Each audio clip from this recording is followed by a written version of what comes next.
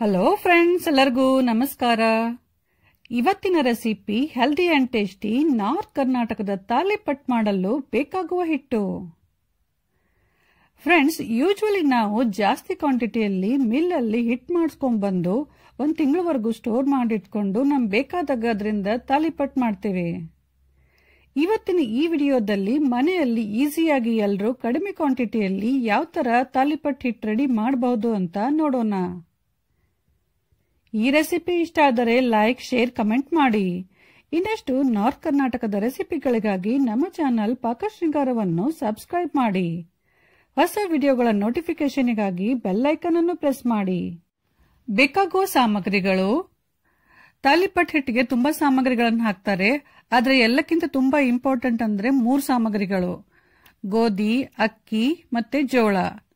ಈ 3 ನೀವು ಈಕ್ವಲ್ ಕ್ವಾಂಟಿಟಿಯಲ್ಲಿ ತಗೊಳ್ಳಿ. ನಾನಿಲ್ಲಿ 3 ಒಂದೊಂದು ಬಟ್ಲ ತಗೊಂಡಿದ್ದೀನಿ.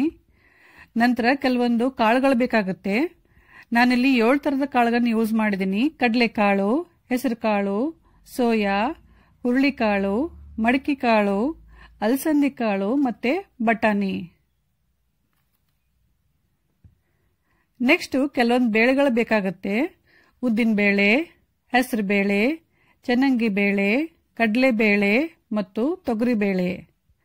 ಕಾಳು ಮತ್ತೆ ಬೇಳೆ ನಾನು 2 ರಿಂದ 3 ಟೇಬಲ್ ಸ್ಪೂನ್ ತಗೊಂಡಿದ್ದೀನಿ. ನೀವು ನಿಮ್ಮ ಇಷ್ಟದ ಪ್ರಕಾರ ಸ್ವಲ್ಪ ಹೆಚ್ಚು ಕಡಿಮೆ ಹಾಕೋಬಹುದು.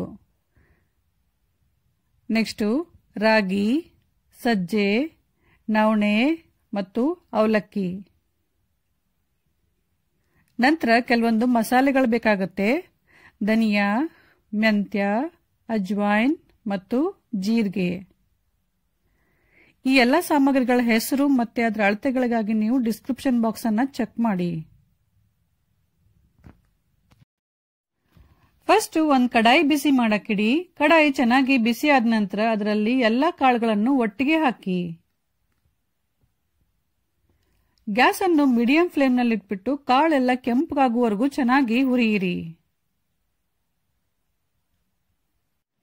ಕಾಳೆಲ್ಲ ಚೆನ್ನಾಗಿ ಹುರಿದ ನಂತರ ಅವುಗಳನ್ನೊಂದು ಪ್ಲೇಟ್ ಅಲ್ಲಿ ತೆಗೆದ್ಬಿಟ್ಟು ನೆಕ್ಸ್ಟ್ ಅದೇ ಕಡಾಯಿಯಲ್ಲಿ ಎಲ್ಲ ಬೇಳೆಗಳನ್ನು ಹಾಕಿ. ಎಲ್ಲ ಬೇಳೆಗಳನ್ನು ಒಟ್ಟಿಗೆ ಹಾಕಿ ಚೆನ್ನಾಗಿ ಹುರಿಬೇಕು. ಫ್ರೆಂಡ್ಸ್, ನೀವು ಒಂದು ವಿಷಯ ಗಮನದಲ್ಲಿಡಬೇಕು: ಎಲ್ಲ ಕಾಳು ಬೇಳೆಗಳನ್ನು ಡ್ರೈ ರೋಸ್ಟ್ ಮಾಡಬೇಕು, ಯಾವುದಕ್ಕೂ ಎಣ್ಣೆ ಹಾಕಬಾರ್ದು.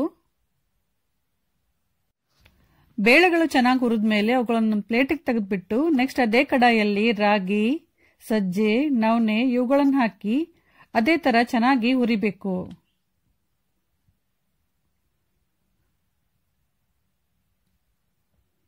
ರಾಗಿ, ಸಜ್ಜೆ, ನವಣೆ ಎಲ್ಲ ಚೆನ್ನಾಗಿ ಹುರಿದ ಮೇಲೆ ಅವುಗಳನ್ನು ತೆಗೆದು ನಂತರ ಗೋಧಿ, ಜೋಳ ಮತ್ತೆ ಅಕ್ಕಿ ಇವುಗಳನ್ನು ಸಪರೇಟ್ ಆಗಿ ಹುರ್ಕೋಬೇಕು.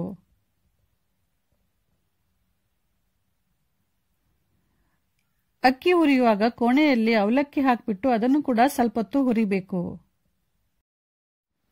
ಕೊನೆಯಲ್ಲಿ ಇವಾಗ ಧನಿಯಾ ಹಾಕಿ. ಧನಿಯಾ ಸ್ವಲ್ಪ ಹುರಿದ ನಂತರ ಮೆಂತೆ, ಜೀರಿಗೆ ಮತ್ತು ಅಜ್ವಾಯಿನ್ ಹಾಕಿ ಸ್ವಲ್ಪ ಕೈಯಾಡಿಸಿ ಆಮೇಲೆ ಗ್ಯಾಸ್ ಆಫ್ ಮಾಡಿ.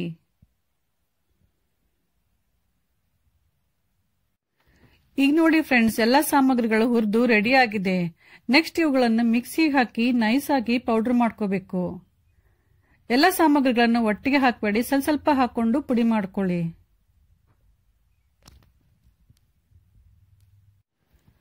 ಮಿಕ್ಸಿ ಮಾಡಿದ ನಂತರ ಪುಡಿಯನ್ನು ಒಂದು ಸಣ್ಣ ಹೋಲಿರುವ ಚಾಣ್ಗೆಯಲ್ಲಿ ಚಾಣಿಸಿ.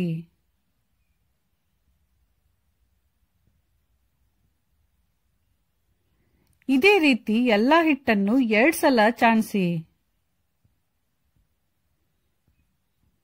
ನೋಡಿ ಫ್ರೆಂಡ್ಸ್, ಇವಾಗ ಹಿಟ್ಟು ಫುಲ್ ನೈಸ್ ಆಗಿದೆ. ಈಗ ತಾಲಿಪಟ್ ಮಾಡಲು ಹಿಟ್ಟು ರೆಡಿ ಆಗಿದೆ. ನೆಕ್ಸ್ಟ್ ಇವಾಗ ಈ ಹಿಟ್ಟಿನಿಂದ ತಾಲಿಪಟ್ ಹೇಗ್ ಮಾಡೋದು ಅಂತ ನೋಡೋಣ. ಫ್ರೆಂಡ್ಸ್, ಆಲ್ರೆಡಿ ನಾನು 3 ತರದ ತಾಲಿಪಟ್ ರೆಸಿಪಿನ ಶೇರ್ ಮಾಡಿದ್ದೀನಿ.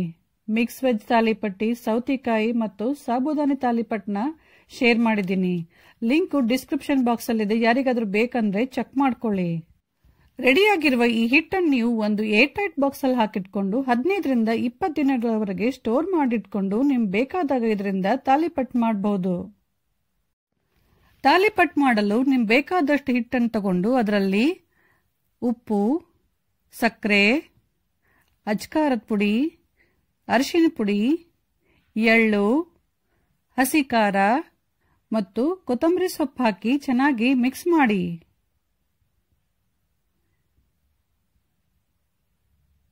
ಆಮೇಲೆ ತುಂಬಾ ಸಣ್ಣದಾಗಿ ಕಟ್ ಮಾಡಿದ ಈರುಳ್ಳಿ ಹಾಕಿ. ಈರುಳ್ಳಿ ಸ್ವಲ್ಪ ಜಾಸ್ತಿ ಇರಲಿ, ಅಂದ್ರೆ ತಾಲಿಪಟ್ಟು ತುಂಬಾ ರುಚಿಯಾಗುತ್ತೆ. ನಂತರ ಸ್ವಲ್ಪ ನೀರು ಸೇರಿಸ್ತಾ ಸ್ವಲ್ಪ ಗಟ್ಟಿ ಹಿಟ್ಟು ಕಲಸಿ.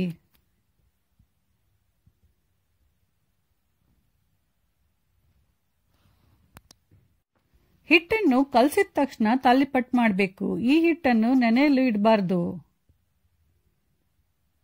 ಒಂದು ಪ್ಲಾಸ್ಟಿಕ್ ಶೀಟ್ಗೆ ಎಣ್ಣೆ ಹಚ್ಚಿ, ಲಟ್ಟಿನ್ಗೆ ಕೂಡ ಎಣ್ಣೆ ಹಚ್ಚಿ ಲಟ್ಸಿ. ನಿಮ್ಗೆ ಎಷ್ಟು ದೊಡ್ಡ ತಾಲಿಪಟ್ಟು ಬೇಕೋ ಅಷ್ಟು ದೊಡ್ಡದನ್ನ ಲಟ್ಸಿ. ಆದ್ರೆ ತಾಲಿಪಟ್ಟು ಸ್ವಲ್ಪ ದಪ್ಪ ಇರಬೇಕು. ಲಟ್ಸಿದ ನಂತರ ಇದನ್ನು ಕಾಯ್ದ ತವಾದಲ್ಲಿ ಹಾಕಿ ಎಣ್ಣೆ ಹಚ್ಚಿ 2 ಸೈಡ್ ಚೆನ್ನಾಗಿ ಬೇಯಿಸಿ.